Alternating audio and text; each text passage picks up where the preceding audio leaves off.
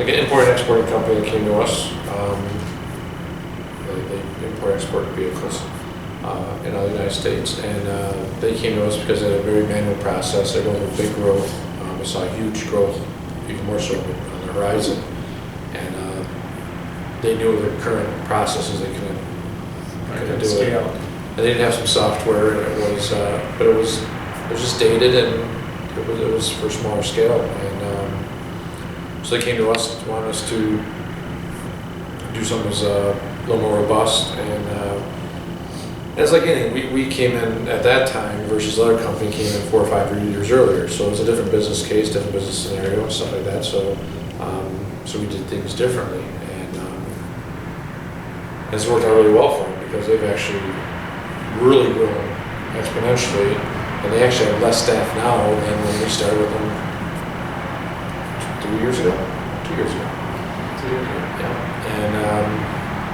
And they're still doing modifications because as their business has grown and interacting with other suppliers or vendors, things like that, there's some customization steps that we can do to streamline that, which goes into the school system you're talking about with the file feeds and things like that there's still a lot of stuff going on out there, and Well, I think it's a good case with the school district because that's something where they had somebody develop a solution, but nobody else really ever looked at what was being done or how it was being done. And what they ended up with at the end of the day was a solution that's not very dynamic. Everything's hard-coded. Values, specific values, search term values, and everything are hard-coded right in scripts versus being database-driven to make it easier to update on the fly.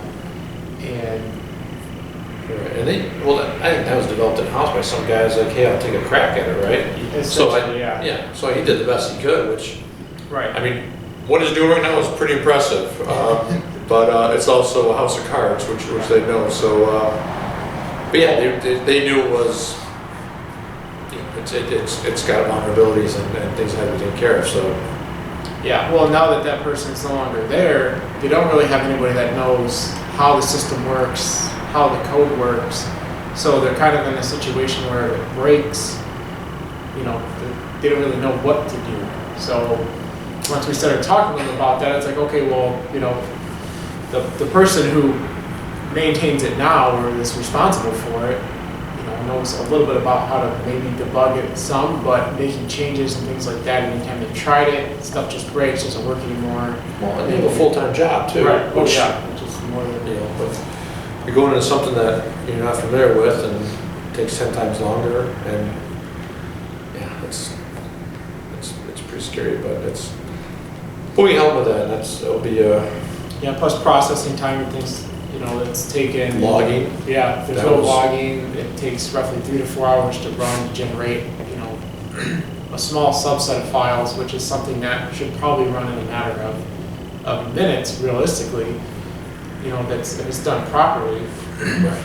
And then having error checks, summary reports, all kinds of different status indicators after the fact. If something doesn't run properly, then it sends a notification that tells you what didn't, a reason why, what to look into, or a summary of, hey, everything finished successfully, here was what was done, here was the processing time, the details that at least, peace of mind by the time you get in the morning that it's already done and you don't have to worry about the rest of the day.